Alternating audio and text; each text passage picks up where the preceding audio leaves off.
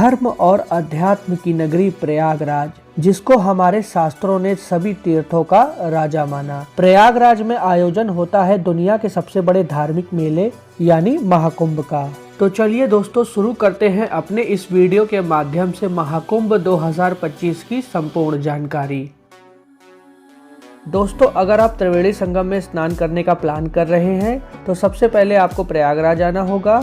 दोस्तों, अगर आप प्रयागराज पहुंचने के बाद लग्जरी टेंट बुक करना चाहते हैं और अगर आप 100 रुपए से लेकर 200 रुपए तक में एक दिन में प्रयागराज में रुकना चाहते हैं तो हमारी इस वीडियो को लास्ट तक जरूर देखिएगा।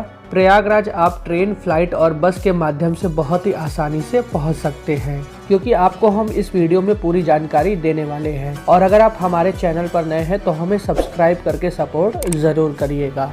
प्रयागराज पहुंचने के बाद आप प्रयागराज के किसी भी स्थान पर होटल बुक कर ले, जो कि आपको महाकुंभ के टाइम 3000 रुपए से 10,000 रुपए तक मिल सकता है। आपने प्रयागराज में कहीं पर भी स्टे लिया है, आपको किसी भी हालत में सुबह के 5 बजे तक अपने होटल, टेंट या जनाश्रय से निकल जाना है महाकुंभ क्षेत्र की ओर, क्योंकि दोस्तों आप जितनी जल्दी अपने दिन की शुरुआत करेंगे उतनी ही कम भीड़ का सामना आपको करना पड़ेगा और आपको संगम स्नान के बाद प्रयागराज की प्रमुख जगह को एक्सप्लोर करने का ज्यादा से ज्यादा समय मिलेगा।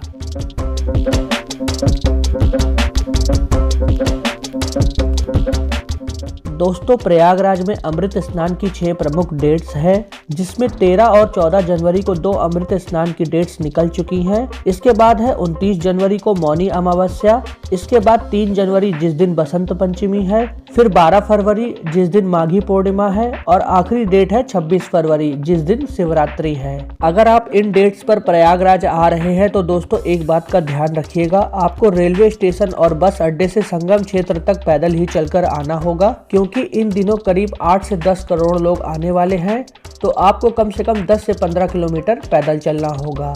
इसी वजह से चारों ओर ई रिक्शा और ऑटो वगैरह बंद रहेगा। यदि आप नॉर्मल डेज में प्रयागराज आ रहे हैं तो आपको संगम क्षेत्र तक आसानी से ई रिक्शा और ऑटो वगैरह मिल जाएगा। दोस्तों, अगर आप प्रयागराज में लग्जरी टेंट बुक करना चाहते हैं तो आप प्रयागराज के अरैल घाट पर पहुंच जाइए, जहां पर आपको 14,000 रुपए से लेकर 25,000 तक के टेंट मिल जाएंगे। ये रही टेंट की ऑफिशियल वेबसाइट, जिससे आप टेंट बुक कर सकते हैं।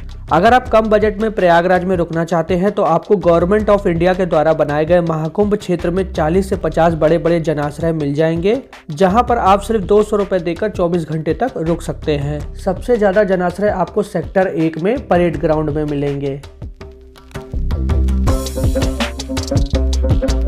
फाइनली दोस्तों, हम उस स्थान पर पहुंच चुके हैं जहां पर त्रिवेणी संगम में स्नान करने के लिए काफी लोग जा रहे हैं।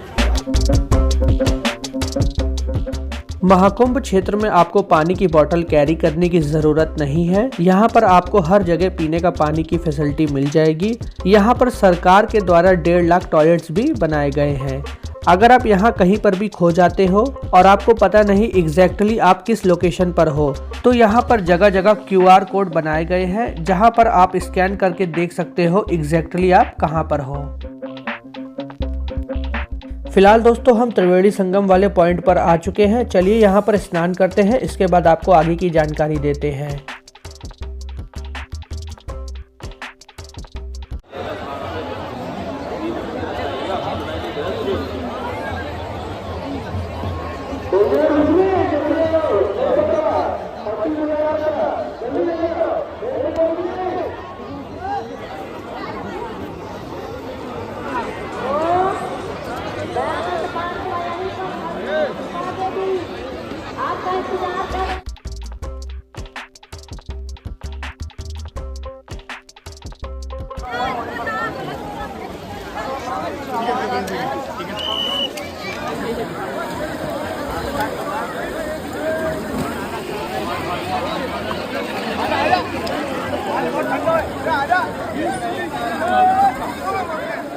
दोस्तों, अगर आप महाकुंभ आ रहे हो तो आपको पता होना चाहिए कि महाकुंभ में स्नान करने के बाद आपको मेला कैसे घूमना है।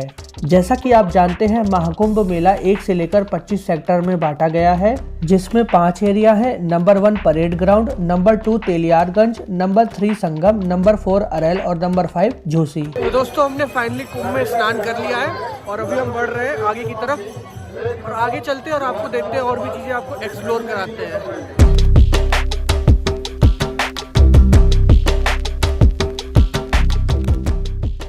चलिए दोस्तों, आसान तरीके से समझते हैं कि प्रयागराज पहुंचकर आप किस तरह से महाकुंभ मेला घूम सकते हैं। प्रयागराज के 5 क्षेत्र, जिसके बीचों बीच महाकुंभ 1 से लेकर 25 सेक्टर में फैला हुआ है, जिसमें तेलियरगंज, झूसी, संगम, परेड ग्राउंड और अरेल है। तेलियरगंज इलाके में कुल 5 सेक्टर हैं, जिसमें सेक्टर 6, 7, 8, 9, 10 हैं। झूसी इलाके में कुल 12 सेक्टर हैं, जिसमें 11 से लेकर 22 सेक्टर और सेक्टर 5 भी इसी में मौजूद है।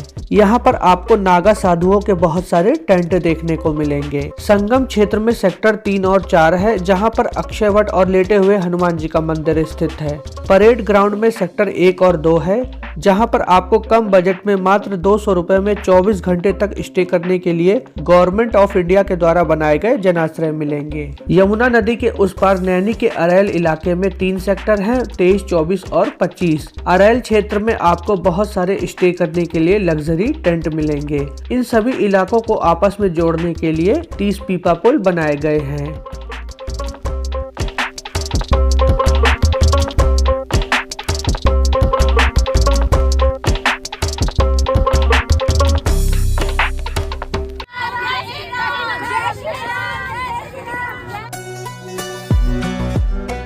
दोस्तों, आपको महाकुंभ क्षेत्र में खाने पीने के बहुत सारे ऑप्शंस मिलेंगे।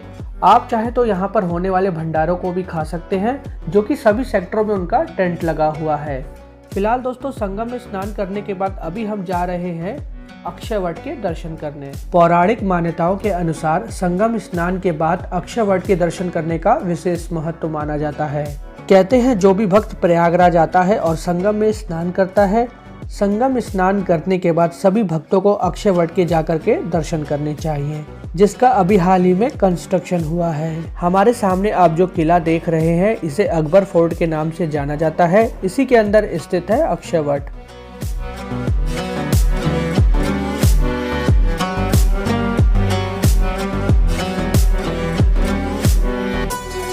इस किले के अंदर अक्षयवट के साथ साथ पातालपुरी मंदिर भी बना हुआ है, जो कि जमीन के नीचे बना है, जहां पर भगवान राम अपने वनवास काल के दौरान आए थे और दर्शन किए थे।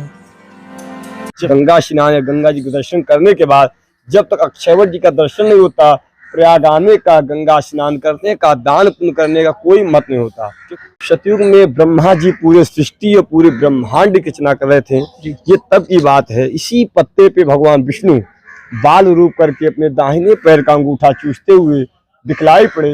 इसको देखने वाले महर्षि मार्कंडेय के नाम सुना आपने? जी। जब मार्कंडेय पुराण, जब शिव पुराण में इस चीज का जिक्र हुआ, तो ब्रह्मा जी ने मार्कंडेय ऋषि जी को 12 वर्ष की अल्प आयु में उनको अजर अमर का वरदान दिया। मार्कंडेय ऋषि अमर है क्योंकि ब्रह्मा जी ने उनको 12 वर्ष की आयु में वरदान दिया था। त्रेता युग में जब भगवान राम को 14 वर्ष का वनवास हुआ, तो पहला पड़ाव प्रयागराज 4 युग का स्थान है।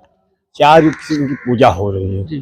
सतयुग, त्रेता युग, द्वापर युग और कलयुग, 4 युग। तो भगवान राम जब आए तो पहले सिंहवेरपुर से गंगा पार होके भरद्वाज मुनि आश्रम गए। भरद्वाज जी से आशीर्वाद लेने के बाद भगवान राम ने इस वट के नीचे 3 रात्रि यहाँ पूजन पाठ किया, विश्राम किया।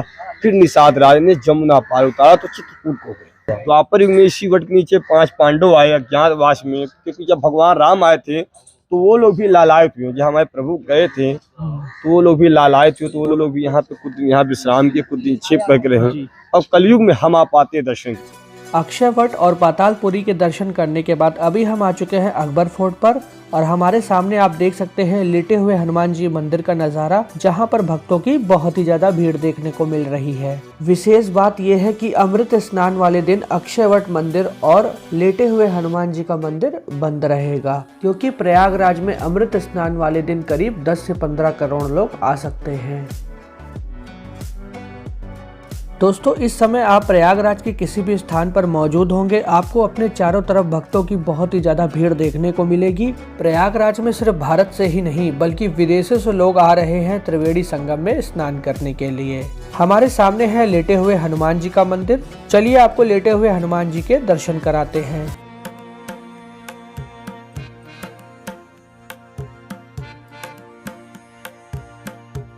अपने आप में अनोखे इस मंदिर में हनुमान जी की प्रतिमा खड़ी हुई नहीं बल्कि लेटे हुए हनुमान जी इस मंदिर में विराजमान हैं।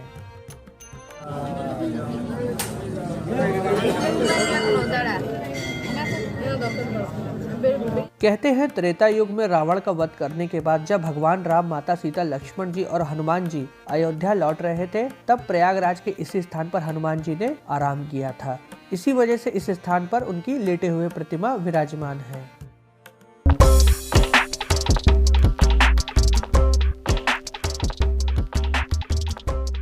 दोस्तों, आपको मेरा ये वीडियो कैसा लगा हमें कमेंट करके ज़रूर बताइएगा, और अगर वीडियो अच्छा लगा हो तो हमारी इस वीडियो को अपने उन दोस्तों के साथ शेयर ज़रूर करें। त्रिवेणी संगम में स्नान करने के लिए प्रयागराज आ रहे हैं।